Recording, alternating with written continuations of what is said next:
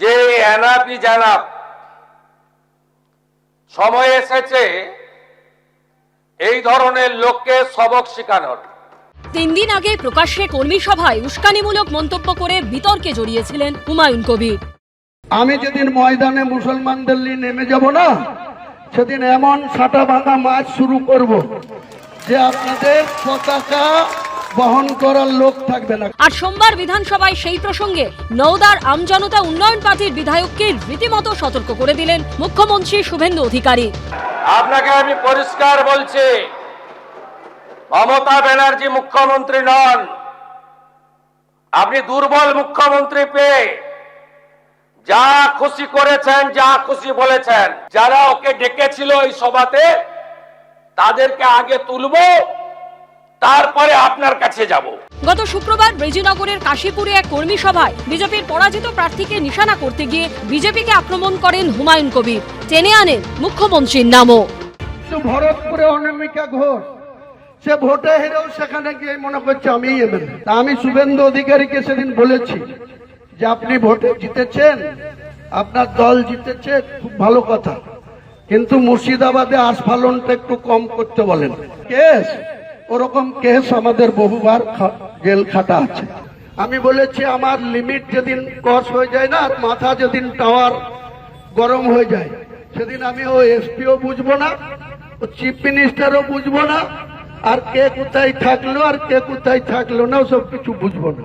এরও আগে বিধানসভা ভোটের ফল বেরোনোর পর প্রকাশ্যে শক্তিপুর থানার ওসির উদ্দেশ্যে হুঁশিয়ারি দিয়ে বিতর্কে জড়ান হুমায়ুন কবির। এর জন্য তার বিরুদ্ধে মামলাও হয়। হুমায়ুন কবিরের একের পর এক বিতর্কিত মন্তব্যের প্রতিবাদে এদিন অধিবেশনের শুরুতেই বিক্ষোভ দেখান কয়েকজন বিজেপি বিধায়ক। সেই সময় নিজের আসনে বসেছিলেন হুমায়ুন কবির। এর কিছুক্ষণ পর অধিবেশন কক্ষে এসে হুমায়ুন কবিরের 2 মন্তব্যের কথা তুলে ধরে কড়া বার্তা দেন মুখ্যমন্ত্রী। আমি আপনাকে বলে গেলাম, আমরা 2টো এফআইআর স্টার্ট করেছি। আমরা 100 ভারতীয় ন্যায় সংহিতার সমস্ত সেকশন লাগিয়েছি এবং আমি আপনাদেরকে অ্যাসিওর করছি এত বড় ক্ষমতা আপনাকে কেউ দেয়নি। আপনি ধরে রাখুন, এটা ওর শেষ বক্তব্য, ধরে রাখতে পারেন।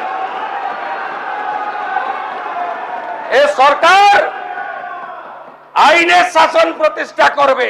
বিজেপি পার্টির লোকাল নেতৃত্বদের প্রতি বলেছি, আমি রাজ্যের শ্রমিক ভট্টাচার্যের বিরুদ্ধেও বলিনি, আমি শুভেন্দু বাবুর বিরুদ্ধেও বলিনি, আমি সুকান্ত বাবুদের বিরুদ্ধেও বলিনি।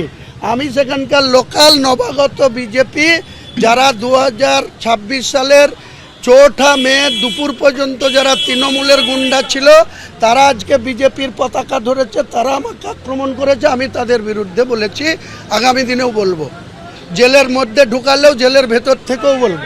1 সপ্তাহ পর মুর্শিদাবাদ যাবেন মুখ্যমন্ত্রী শুভেন্দু অধিকারী। তার আগেই কি হুমায়ুন কবিরের বিরুদ্ধে কোনো কড়া পদক্ষেপ করবে প্রশাসন? কৃষ্ণেন্দু অধিকারী, উজ্জ্বল মুখোপাধ্যায় ও রাজীব চৌধুরীর report, ABP Ananda.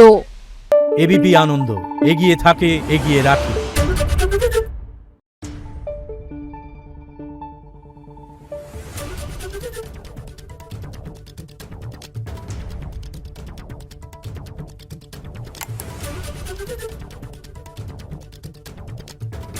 Thank you.